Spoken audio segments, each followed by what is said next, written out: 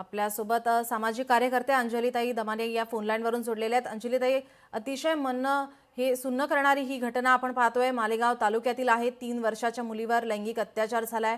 तिची दगडाने ठेचून हत्या करण्यात आली आहे।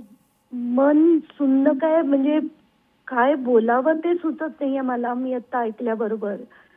आणि आता अशी जी थंड प्रतिक्रिया या राजकारण्या बाईंनी दिली, मला त्याचाही राग येतोय की आपण किती असंवेदनशील झालोय।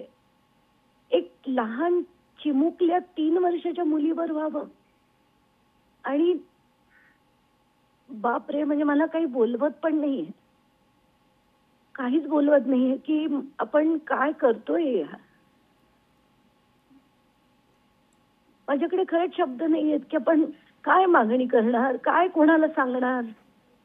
अशांना तर उठता बसता हंटरनी फोडून काढलं पाहिजे या थर्ड क्लास लोकांना। अंजलीताई, आपण गेल्या काही दिवसांत म्हणजे किती विकृत, किती किती किती विकृत म्हणायला पाहिजे या लोक, किती थर्ड क्लास आहेत ही लोक।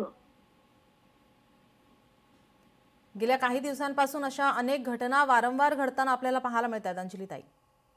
हो ना, म्हणजे मला ते विचार करून त्रास होतोय की त्या लहान छोट्याशा मुलीला एकतर तिच्यावर हे करून लैंगिक अत्याचार करून तिला दगडाने ठेचेल असा माणूस, त्याला काय बोलायचं, काय शब्द, याला माणूस म्हणायचं का हैवान म्हणायचं।